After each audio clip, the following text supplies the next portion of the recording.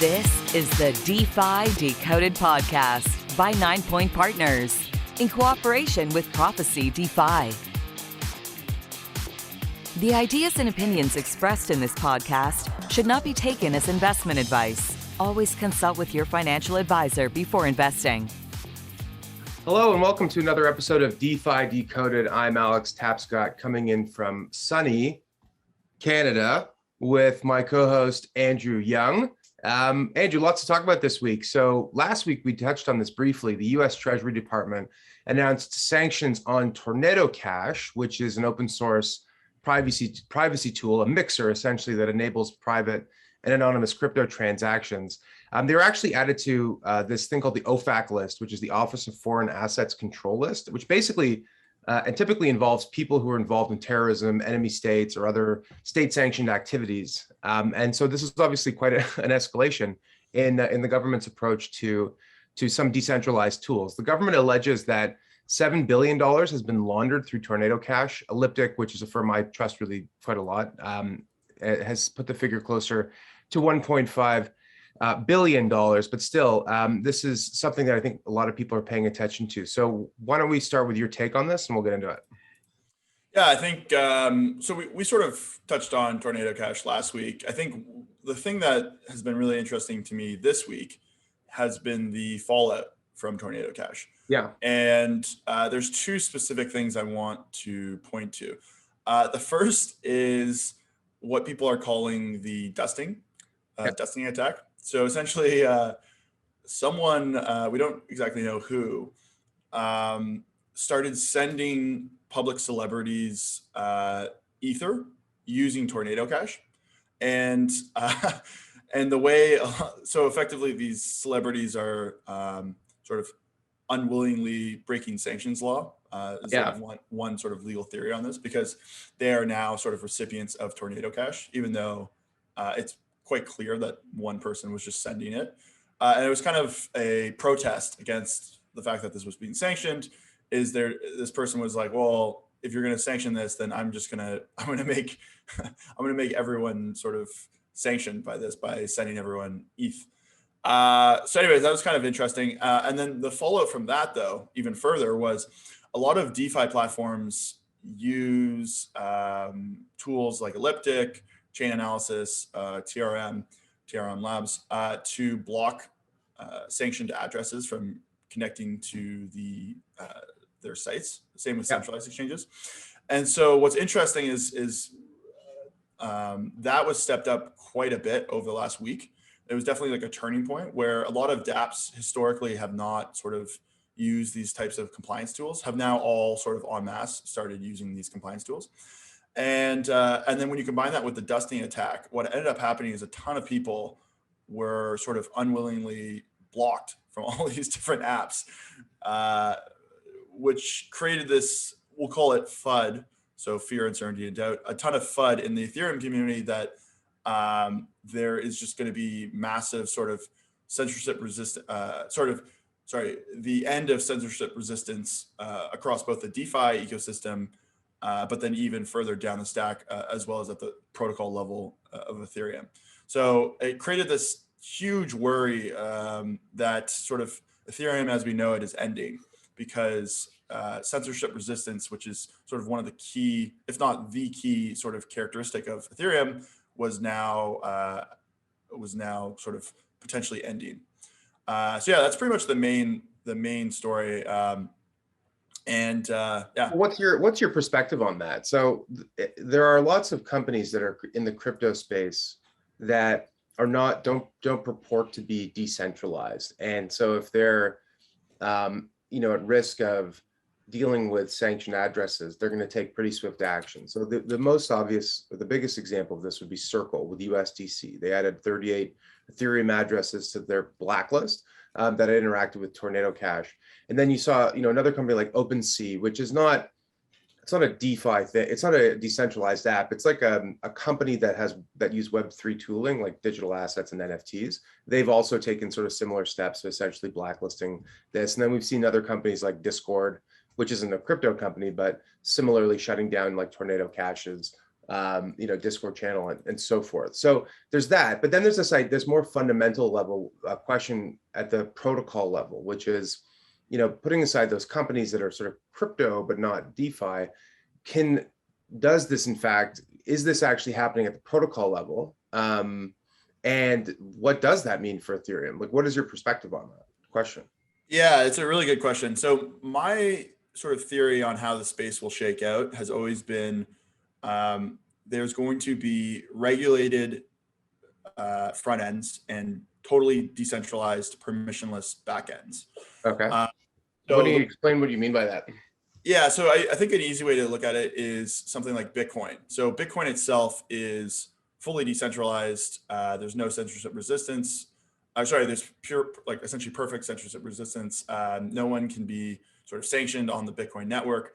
But then the main sort of front ends to access Bitcoin, i.e. Coinbase or sort of any major sort of wallet provider or sort of exchange, they are centralized and they essentially use these types of compliance tools to follow regulation. So I think that's the way. So taking that example from Bitcoin and applying it to DeFi, I think front ends more and more will be regulated and sort of use these compliance tools, which I actually think is sort of the right approach.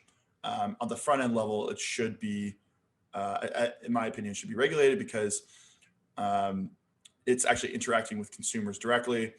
And at least until we get fully decentralized front ends, at the moment, front ends essentially have to be centralized. No one's really created a viable way to provide customer service in a decentralized way. Right. And among another tons of other technical challenges. So I think for the foreseeable future, front ends should and will be regulated. And then the underlying smart contract protocols, in my view, should be permissionless. And so that, which makes it easier for developers to build on and sort of should be in my opinion, the core ethos. Okay. So just to follow up on that, assuming that the underlying protocols can remain decentralized, can the government not start to put pressure on the different entities that help to keep the network decentralized? Like in the case of Bitcoin, there are miners and they're spread around the world using proof of work, and they do seem, if you shut down one, then someone else can just take their place pretty much. And with proof of stake, the migration of Ethereum to proof of stake system, like there are going to be node operators and staking providers that are almost like choke points, right? So like imagine if the Ethereum network is being used to support Tornado Cash and they go after the founder of Tornado Cash, why not go after node operators that are basically mining blocks that include transactions that came from Tornado Cash, right? So the question is like, how far can this type of enforcement go down into the technology level? And I think that's one of the things that I'd love to get your perspective, but I think that's one of the things that people are concerned about. And there's even, there's a lot of chatter on Twitter, but like an OFAC compliant, Ethereum fork or something like that. OFAC being this law in the US. It's just the mere concept of that, I think is quite eye-opening. I don't know. What do you make of it? Yeah, I'm not as worried / I also just don't think it makes sense to try to even do that because it's kind of like a game of whack-a-mole unless you have a global government that is able to sort of enforce this uniformly across the world. Because you know what I mean? Like it seems very difficult to be able to essentially you have to have complete global coordination on to actually even do that, just because if nodes get shut out of the US or for example, what happened with Bitcoin in China, they just cut off, you're no longer allowed to be essentially a miner in China. Overnight, the mining industry in China died, but then that just led to more business for sort of miners in the US. And given that the world isn't sort of, there's no global government that everyone gives sort of greater legitimacy to. So like, I just think it's too hard to even try to do that. And I also I also just don't think it makes sense. Especially because for the most part, front ends are where the everyday consumer sort of accesses crypto, and that's Mhm. really what you're trying to sort of regulate. Yeah.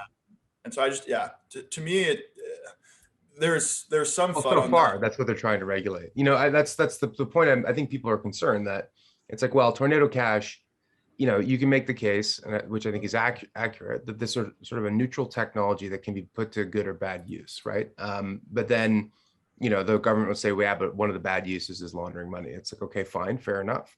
But then you get down to the protocol level, and it's like, well, are you still kind of connected to something that's criminal, and how far does the enforcement go? And yeah, it's true that at the network level, if a validator gets shut down, who's a US validator or something like that, someone else can take their place offshore. But at the same time, if all the validators get scared at the same time, maybe they capitulate or something. I agree with you that it's not a concern that's top of mind for me, but it's something that is being discussed, right? Yeah, for sure. I just don't think if there was like an OFAC fork, I don't think the community would really rally around that. Yeah, I don't who'd be think. using it? The FBI. Yeah, and not even to say that. Like, I don't think people like Tornado Cash is kind of interesting. I'm actually a little bit surprised that people are sort of rallying around it so aggressively. Yeah. Which is mostly based on principles, because in practice, I think most people have been on balance, have been hurt by Tornado Cash, because By people who use Tornado Cash, right? no, yeah, or just even just the general crypto community. You know what I mean? Like, Yeah. there's some people obviously who use Tornado Cash to send political donations, or you know what I mean, used it for like genuine privacy concerns. But I would say the percentage of people in crypto that have been affected by a hack is it's approaching 1 at this point in terms of 100% probability. Yeah, right. And Tornado Cash was the sort of main way of laundering that money, which then obviously made it impossible to sort of retrieve or recover those lost funds. So in effect, I would say on balance, most users have actually been hurt by the existence of Tornado Cash than helped by it. But from an idealistic perspective, a lot of people are obviously very focused on privacy preserving, worried about sort of the growing surveillance, digital surveillance regimes that are happening. So I would say it was a very principled sort of defense of sanction of Tornado Cash, when in practicality, I think most people have actually been hurt by it. Yeah. And that's Well, why I mean, that's why yeah. I also saw, I think there was a little bit of a divergence I noticed, where the more kind of, we'll call it the Puritan wing of crypto, people who are more sort of focused on the ethos and the principles, were defending Tornado Cash, whereas I noticed a lot of what we'll call crypto normies, so people that are really just sort of own a little bit of spot crypto to invest in, they were pretty surprised that people were even defending Tornado Cash. You know what I mean? So people that treat crypto more as an investment class, I think for the most part, we're more on board with Tornado Cash being sort of effectively shut down in a way. So yeah, well, I think that, yeah, I mean, I'm certainly sympathetic to that other side. Like, I think we can all agree that governments should crack down on criminals. And in fact, there's lots of precedent where the US government has targeted wallet addresses belonging to individuals suspected of supporting terrorist activity, and organizations. But what makes the situation different here is that it's not a person, such as like an individual or a corporation, but rather this technology tool, right? Like this idea of it's a DeFi tool. And that's, I think, what has people concerned. Coin Center, which is a big lobby group in the US, their perspective is that by sanctioning Tornado Cash, they're actually infringing on the rights of any American who wants to use that tool for a legitimate reason, and in fact could infringe on their due process rights. So like, they're making a constitutional argument. We're not lawyers here on the show, obviously, but that's something that is interesting when you flip it and look at it through a different perspective. Having said all that, like, you can hardly envy the government's position, right? Like, even if Elliptic is correct and 1.5 billion has been laundered through Tornado Cash out of 7 billion, it's a minority, but it's still a pretty big number. And there's evidence, suggesting that Tornado Cash has been used by the North Koreans, a sworn enemy of the US. So there's lots of problems here that need to be untangled. But it does fundamentally seem like targeting the tool or holding the creators of the tool liable for how it's used seems out of step with precedent, but I'm not sure how it applies to technology. We do know that we don't sanction dollar bills when they're used to buy guns. You don't sanction the internet when ISIS uses email. You don't sanction Ford when a Bronco is used as a getaway car. You don't sanction Smith & Wesson when Al Qaeda uses a gun to kill somebody or something. Like there's all these examples of this where if it's truly a credibly neutral tool and it has legitimate purposes, but also can be used by criminals, how does the liability shake out is a very tricky question, which I don't know the answer to, but that's the thing that's going to be debated. And I think this, obviously this is not the end of this story, but rather the beginning of it. All right, I want to switch to something else, which is, in light of all of this with Tornado Cash and the focus on Ethereum, you might think that Ethereum would be suffering in terms of price, but in fact, Ethereum has been performing really well against Bitcoin, and in fact is now at 50% of the market capitalization, which has put the flippening back on the table, the idea that at some point Ethereum will be larger than Bitcoin by market capitalization. I, for one, am skeptical of the flippening. I think it's possible, but I also think that events like this do reveal how hardcore decentralized Bitcoin is and how censorship resistant it is. And I think that is such a key part of its value proposition. But obviously, there's a lot of excitement right now around Ethereum. So why don't you talk about that a little bit? Yeah, no, I think so. The big thing, obviously, is the merge. That's been driving a lot of the sort of momentum in Ethereum. And just to kind of recap, the merge, the reason why the merge is so important for Ethereum is it massively reduces the inflation of Ethereum while also allowing people to now earn a yield. So Ethereum becomes a sort of yield-bearing asset. The expected yield is to be around 7 or 8%, as well as with the burning of transaction fees, Ethereum's total supply actually may go down over time. So it becomes deflationary, which is effectively equivalent to a sort of shareholder buyback. So that is really exciting, particularly for traditional, both for crypto native investors, because now if you hold ETH, you get a yield on top of it, but also for traditional investors because yield is something they understand. It's not, you're no longer holding a crypto asset just because you hope it will go up in price. You can actually hold it for the fundamental reason that you get a yield and the supply is decreasing. So it's a complete sort of paradigm shift in how people view Ether. Yeah. And in particular relative to Bitcoin, which doesn't have this. It's obviously proof of work. And then on top of that, it also makes, I'm not sure if this is a big driver, but it makes Ethereum sort of ESG compliant because it reduces the sort of energy expenditure by over 95%. I think it's actually like 99%. So those are sort of the three big drivers. And Ethereum is now, there's been this sort of theory that at some point Ethereum would flip Bitcoin in terms of market cap. We got all the way up to 80% back in the height of the ICO mania. So this was June 2017. So almost exactly 4 years ago. And then we reached a low of 11%. So Bitcoin was almost 10 times bigger than Ethereum by market cap, sort of after the ICO mania had busted in mid 2019. And then over the last sort of year and a half, 2 years, we've crawled up from sort of sub 20% now all the way up to 50%. I think that's exactly where we are today. And with the merge coming up, the flippening has come back into, it seems like it's something that people start talking about when Ethereum gets to around this level, the 50% level. So there's a ton of hype that it could finally happen. What's kind of interesting though, just to sort of put this in context, if you look at some of the fundamentals, the amount of Ethereum is actually already doing more transactions now on the network than Bitcoin. And has about 70% of the amount of users, if you look at active address as a sort of proxy for user.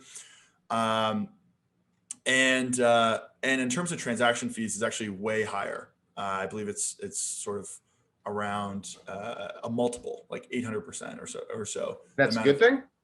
Or just Yeah. if there's lots of usage, right? Yeah. I mean, Yeah. it's bad for users, but in terms of value capture, it's currently capturing around 8.5 times more value in terms of transaction fee. And most importantly, that transaction fee revenue isn't just going to miners; it actually goes to people who hold ETH and stake it. So I guess what I would say is the investment case for Ethereum is arguably better than the investment case for Bitcoin, but Bitcoin does have sort of two things in my head, which make the flippening unlikely. Which is one, it's just the most decentralized crypto asset in the world. Everyone sort of views it that way. And then second of all, it is kind of, you don't have the same sort of fears that you have with Ethereum, like in the sense that no one is worried about censorship resistance at the Bitcoin level. It's sort of been grandfathered in a way. And it just has a better sort of, I would say, founding story, given that Satoshi is still anonymous. And so Bitcoin is kind of, in a way, because it's impossible to value, it's almost it's got better memeability and almost a better investment narrative than Ethereum, which is more sort of constrained by fundamentals. Yeah, it's a great case. I mean, like, so I'm with you.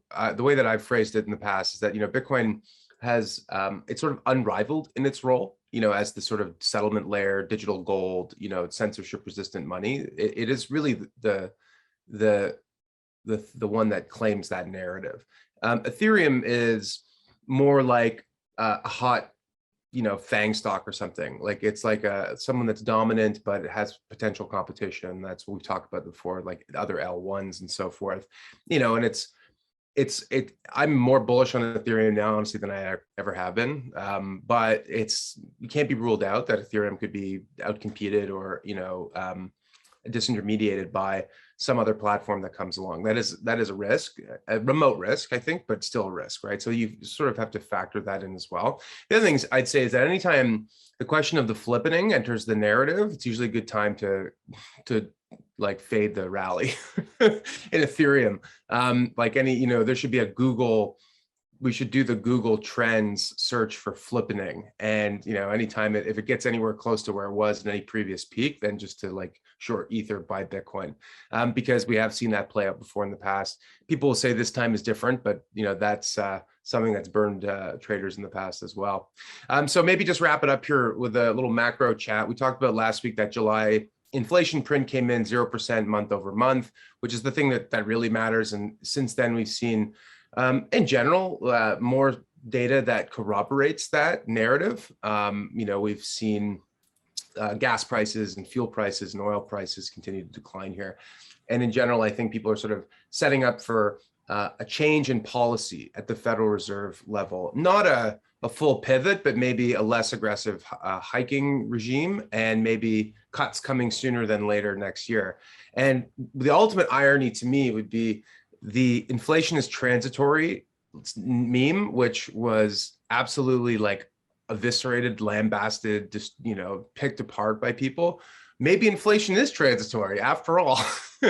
Maybe if you look at, like the overseas shipping rates, and you look at the fuel prices, and you look at the change in demand from goods to services, it does suggest that there's, tailwinds to this cooling cycle. So who knows? But anyway, crypto seems to be moving still in lockstep with other risk assets, which is why we talk about this stuff. It is relevant if you're looking at the short term as an investor. Long term, I think it's just noise, frankly. You take a directional view on this stuff. But anyway, anything to add to the macro commentary?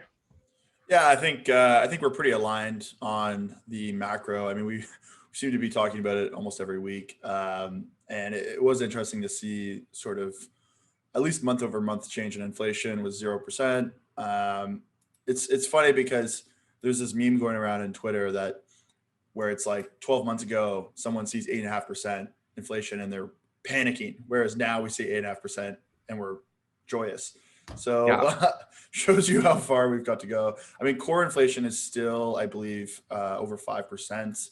So even if we get a slowdown in gas prices, there's still inflation can only go down so far, at least for the next little bit, due to the more volatile components. So I'm not.